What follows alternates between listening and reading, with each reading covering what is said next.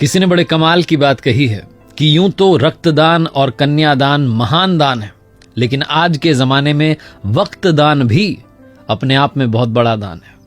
नमस्ते दोस्तों, मैं हूं आरजे कार्तिक। माय एफएम से 4 दोस्तों की कहानी है, नवीन, संतोष, मनीष और प्रवीण। 12th की पढ़ाई पूरी करने के बाद पुराने जमाने की कहानी अपनी अपनी साइकिल से रवाना हुए और उस शहर का जो बढ़िया वाला होटल था वहां चाय नाश्ता करने के लिए पहुंच गए। चारों ने मुश्किल से मिलकर 100 रुपए इकट्ठा किए थे। वहां पर जाकर के बढ़िया सी उन्होंने छोटी सी पार्टी कर ली। पार्टी खत्म होने को आई थी, वो पैसे लेने के लिए बिल लेकर के वेटर आया। तभी चारों के बीच में एक डिस्कशन शुरू हुआ कि आज से 40 साल के बाद में हम चारों फिर से मिलेंगे। तब तक नहीं मिलेंगे, 40 साल के बाद में मिलेंगे और इसी होटल में मिलेंगे और पार्टी करेंगे, और उस दिन जो सबसे आखिरी में आएगा उसको बिल के पैसे देने। चारों ने कहा बहुत बढ़िया, बहुत बढ़िया। वो बच्चों वाली शर्त लगती वो लग गई। तो 40 साल के बाद मिलने का डिसाइड हुआ। वो जो वेटर था वो सारी बात सुन रहा था। उसने कहा ठीक है, अगर आप 40 साल बाद आते हैं और मैं यहीं रहा तो मैं भी आपकी वो 40 साल बाद वाली पार्टी देखना चाहूंगा। 40 साल कब बीत गए मालूम नहीं चला। पूरे शहर का नक्शा बदल गया, मल्टी स्टोरी बिल्डिंग बन गई, फ्लाईओवर बन गए, सब कुछ चेंज हो गया। और चारों दोस्त जो थे उनकी जिंदगी तो कंप्लीटली अलग अलग हो चुकी थी। कोई इंजीनियरिंग के लिए दूसरे शहर में चला गया था, कोई सरकारी कॉलेज में दाखिला ले रहा था, कोई अपना बिजनेस शुरू कर चुका था। सब ने अपनी अपनी जो है जिंदगी जीना शुरू कर दिया था और जिंदगी में बहुत आगे बढ़ चुके थे। 40 साल बीतने के बाद में सबको तारीख याद थी, 1 जनवरी को मिलना था। शाम के लगभग 6 बजे होंगे। वो जो होटल थी वो 5 स्टार होटल बन चुकी थी। वो जो वेटर था उसका मालिक बन चुका था भोला। एक लग्जरी कार आकर के रुकती है और उसमें से मनीष निकलता है और जाकर के सीधा होटल में देखता है तो वो जो सेठ बन चुका था भोला वो पहचान जाता, कहता अरे आप आ गए, क्या बात है, आपके लिए प्रवीण सर ने टेबल बुक करवा दिया, आप बैठिए।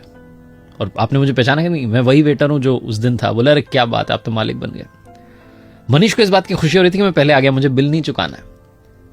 मनीष बैठा ही था कि थोड़ी देर के अंदर जो है संतोष आ गया। संतोष कहने लगा कि मैं तो बहुत बड़ा बिल्डर बन गया हूं। मनीष कह रहा था मेरी तो ज्वेलरी के शोरूम चल रहे हैं 3-4। दोनों अपनी बातचीत कर रहे थे कि नवीन आ गया। नवीन ने कहा जी मेरी भी बहुत बढ़िया कंपनी चल रही हैं। तीनों इंतजार कर रहे थे प्रवीण आ जाए। तभी वो जो सेठ था भोला, जो कि उसका मालिक था 5 स्टार होटल का, उसने कहा कि अरे आप शुरू कीजिए, स्नैक्स लेना शुरू कीजिए। उनका प्रवीण सर का कॉल आया था कि वो थोड़ा देरी से आएंगे, आप शुरू कीजिए। तो तीनों की जो है बातचीत, हंसी ठिठोली शुरू हुई, मजाक शुरू हुई। थोड़ा और टाइम बीत गया, 7:30-8 बजने को आया। फिर से वो आया। सेठ जो था उसने कहा आप डिनर शुरू कीजिए। उन्होंने ऑर्डर कर दिया, कह रहे हैं बस आता ही हूँ। तीनों को लगा कि आ ही जाएगा प्रवीण। उन्होंने डिनर कर लिया। डिनर करने के बाद उन्हें लगा कि प्रवीण तो आया ही नहीं। उन्हें अंदर से थोड़ा बुरा भी लग रहा था कि दोस्त से नहीं मिले, और वो भारी मन से सोच रहे थे कि अब बिल पे करते हैं, निकलते हैं। तभी वापस से सेठ आया भोला। उसने कहा कि आपका बिल जो है पे कर दिया गया है।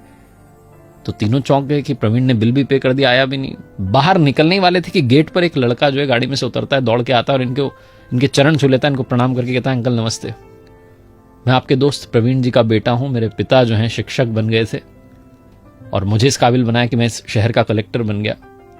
लेकिन पिताजी 1 महीने पहले ये दुनिया छोड़कर चले गए। उन्हें बीमारी हो गई थी, बीमारी ने घेर लिया था। लेकिन उन्हें शर्त याद थी, 1 जनवरी की तारीख याद थी, इसलिए उन्होंने कहा था कि तुम सारे अरेंजमेंट कर देना, बस उन्हें बताना मत।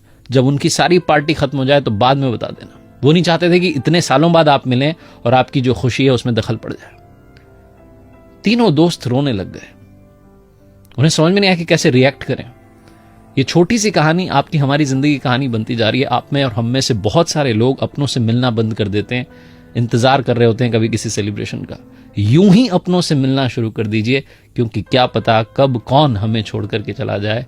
आदमी वाकई जो है पानी का बुलबुला है। छोटी सी कहानी जिसका सार ये समझाता है कि वक्त बिताइए अपनों के साथ में। ये जो वक्त दान है ये आज के जमाने का बहुत बड़ा दान है। माय एफएम पर आरजे कार्तिक आपसे एक ही बात कहता है, चलो अच्छा सुनते हैं, अच्छा सुनाने का प्रयास हम करते रहेंगे। और आखिरी में ऊपर वाले के आशीर्वाद, अपनी मेहनत और अपनों के प्यार के साथ कर दिखाओ कुछ ऐसा कि दुनिया करना चाहे आपके जैसा।